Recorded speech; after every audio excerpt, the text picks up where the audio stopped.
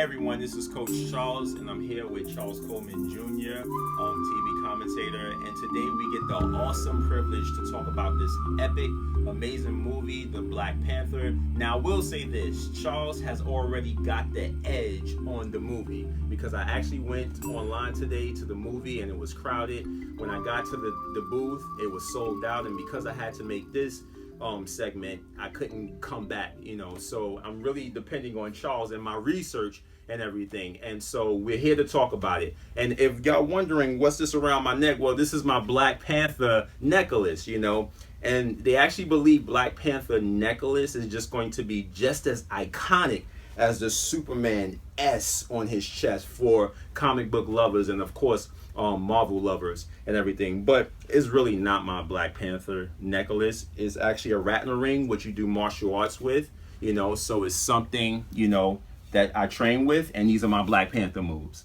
All right, but let me put on my necklace. If you don't have one, you can go out and get your own. All right, Charles, how you doing today, Charles? All right, Charles, how you doing? I'm doing well, man. All right, so basically, overall, what do you think about this movie? I think it's fantastic. I think that visually it's stunning. It's very creative. The aesthetic of it is wonderful. The costumes, everything about the directing, the dialogue is well written.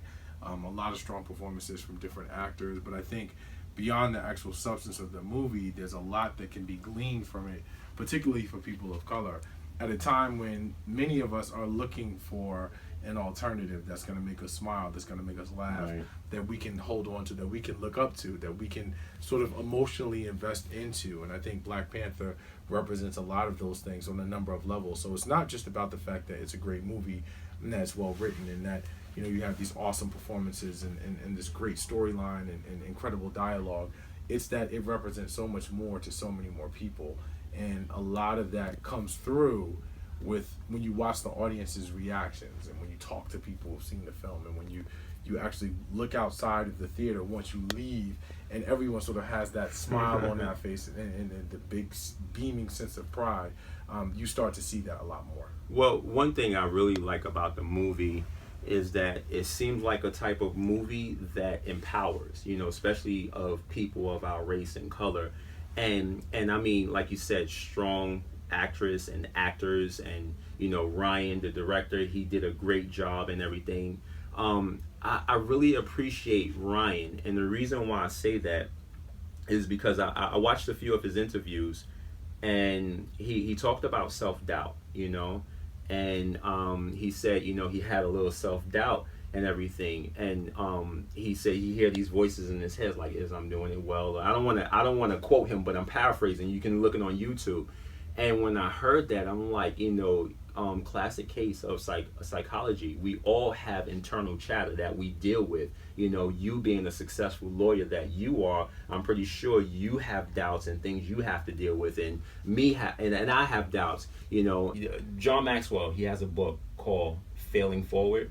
I really think Ryan should write a book called Doubting Forward, based on his experience of doubting but still plowing forward. What do you have to say about that? Well, it's interesting because I saw an early screening of Black Panther before it came out, before it was actually generally released, and at that screening, Michael B. Jordan was there. Right. And Michael B. Jordan was, I think you told me that, a person who or is a person who has been acting since he was a child. He was on the critically acclaimed HBO series The Wire. Before he was in the movie Creed, and now he's in Black Panther. I mean, he's done a number of different projects in between then, but certainly those are some of his more noteworthy projects around motion pictures and large-scale productions. And at the screening, Michael B. Jordan was talking about the fact that after he had been on The Wire, he was in California, where he lives, and he actually was applying to go get a job at Jack in the Box. Mm.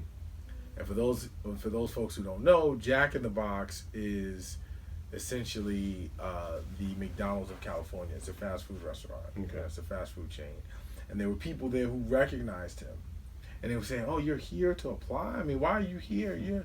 You're famous." He was like, "I might be famous, but I'm broke."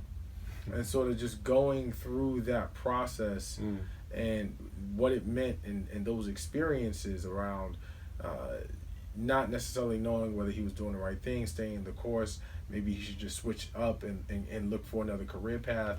But he was just he revealed that staying in that space and allowing himself to continue to push forward and hone his craft and work and wait and work and wait and push himself even during that time, that was right before his biggest breakthrough, you know, and that was right before he was able to hook up with Ryan Coogler, and that they did Creed, which was the first movie that they worked together on before Black Panther. And so I think, you know, that's another example of just needing to stay the course. Exactly. Needing to remain focused. When you dedicate yourself to something, you don't dedicate yourself when it's easy. You don't dedicate yourself when it's going well. You don't dedicate yourself only when you're being successful. You make the dedication to sacrifice when you don't necessarily want to all the time.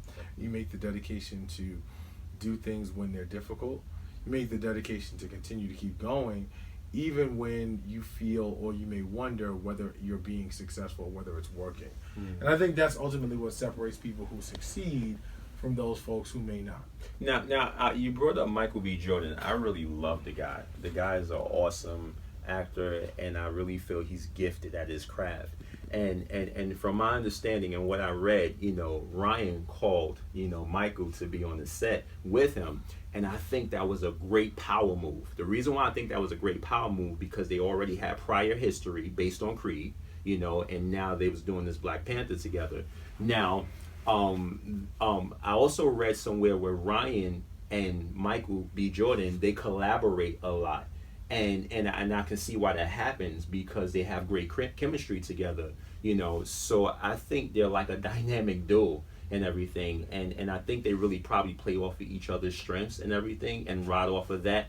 And I hate to bring this up, Charles, but I spoke to someone that saw the movie, and they said Michael B. Jordan almost stole the lead part, you know, than the character that was leading. See, you know, but hear me out, right? He almost stole, and almost every YouTube channel I've went to, they're talking about him being one of the greatest villains and everything. And I think that says a lot. I think all the characters just really had their stationary roles and played their part to make a bigger picture go effective. But I mean, the guy Michael B. Jordan, he's just really awesome.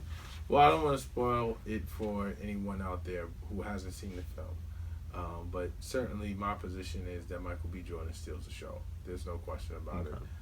And that doesn't take away from any other actor or actress. No. His performance is just extremely strong. His character is a compelling character, has a very compelling story arc. Right, something you can identify with, right?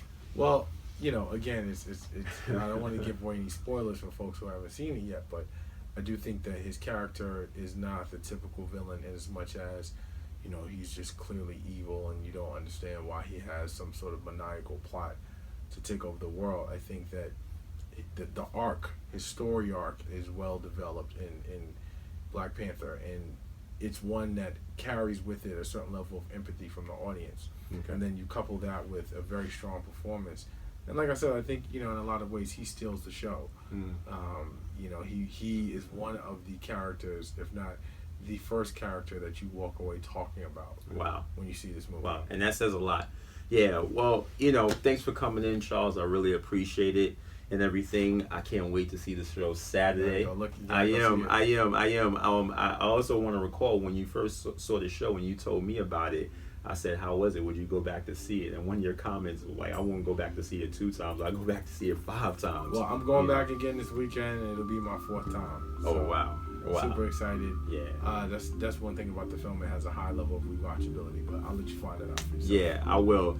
Well, guys, thanks for joining in and looking at, you know, me and Charles talk about, you know, the Black Panther, you know, epic movement. I really think is really an epic movement. I mean, everybody is jumping on the bandwagon talking about it. I mean, Charles drunk the Kool-Aid, I'm drinking the Kool-Aid, and I know you're drinking the Black Panther Kool-Aid. All right, guys, see y'all guys again. Take care.